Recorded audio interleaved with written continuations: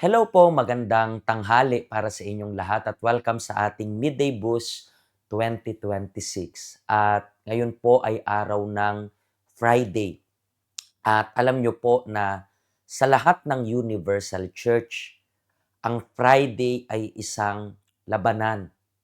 Labanan tungkol saan? Labanan sa lahat ng gawain ng masama. When we talk about gawain ng masama, yan ay problema. Alam po natin na may mga problemang natural at merong problemang espiritual. At tuwing Friday, gumagawa tayo ng isang session na tinatawag nating spiritual cleansing. At anong ginagawa natin dito sa tinatawag nating spiritual cleansing?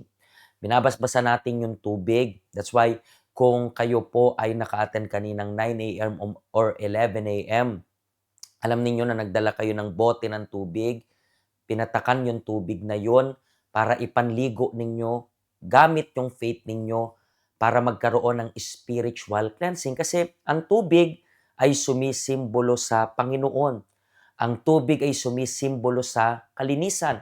So ginagamit natin yung elements na yan na Diyos mismo yung nag-create para sa spiritual cleansing session natin. So, kung kayo po ay nanonood and then if you want to participate itong spiritual cleansing na session natin, pwede po kayong pumunta ng alas 3 o alas 9 ng gabi.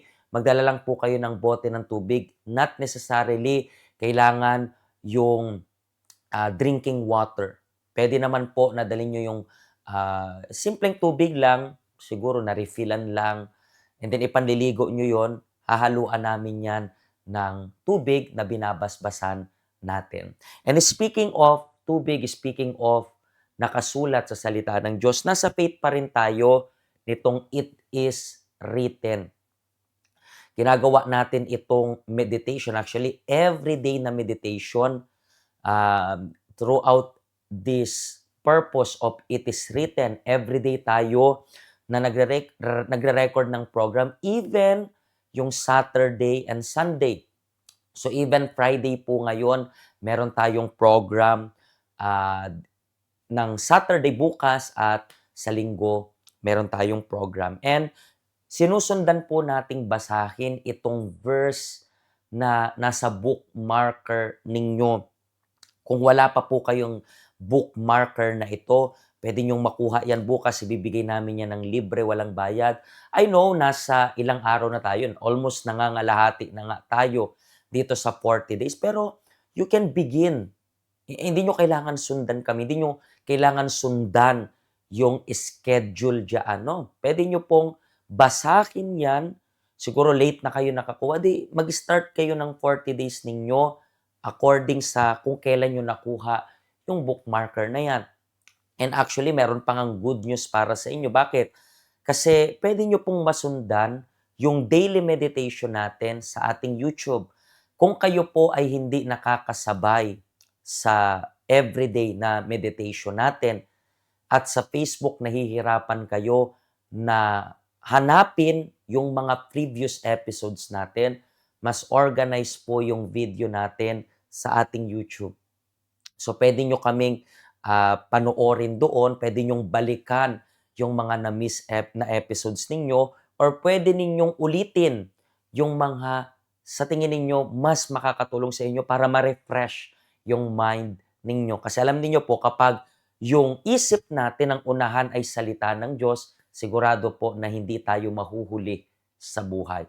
Pag inuna natin yung Diyos, pararangalan rin tayo. Talking about topic natin for today, pag-usapan natin ito, para saan ba yung karunungan?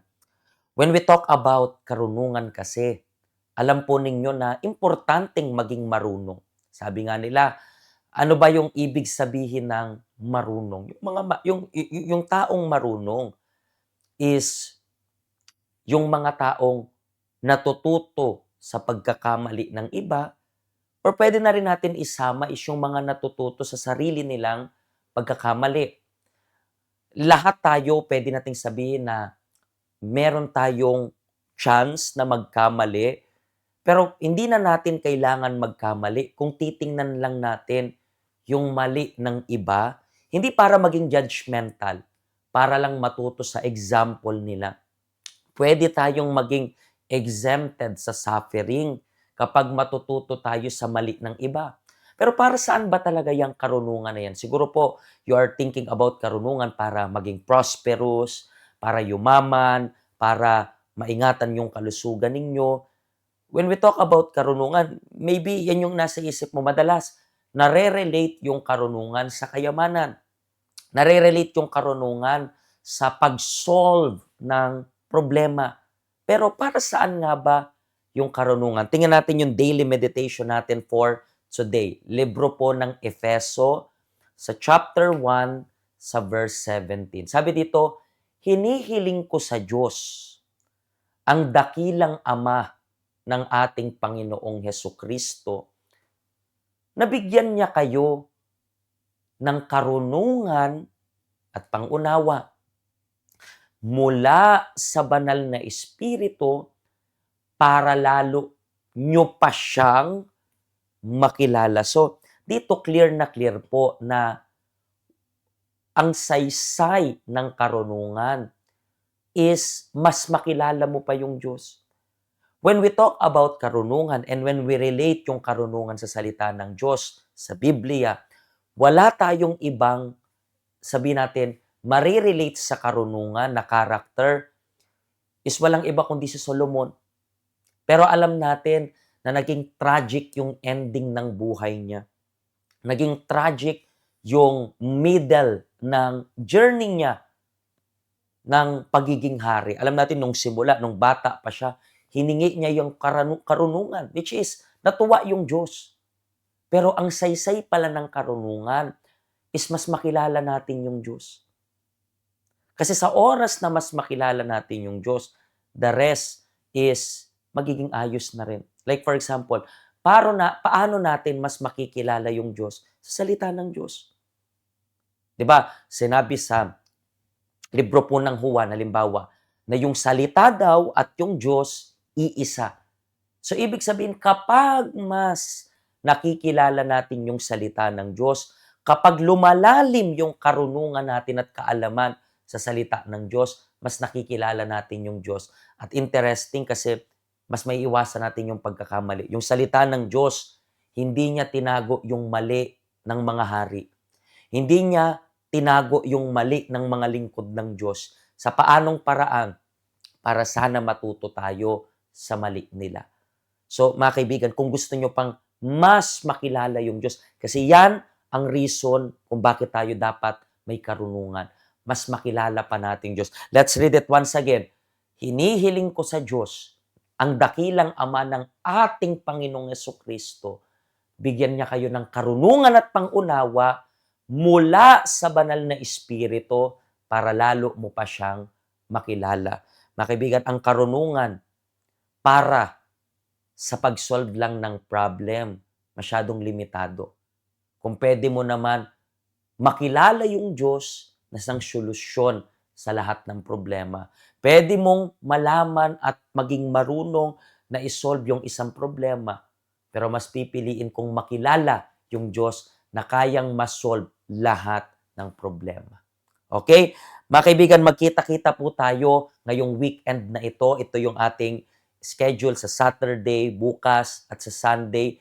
Nandyan po yung mga schedules natin. Ito rin po yung ating address at yung helpline. Even yung QR code for more information, pwede po kayong magtanong. Okay? Mga kaibigan, naway pagpalain po kayo ng Diyos at magkita-kita po tayo bukas. Siguro Saturday yung day off ninyo, siguro hindi nyo mapapanood ito ng 12 noon, pero bago kayo matulog, make sure na mapanood ninyo. Pagpalain po kayo ng Diyos.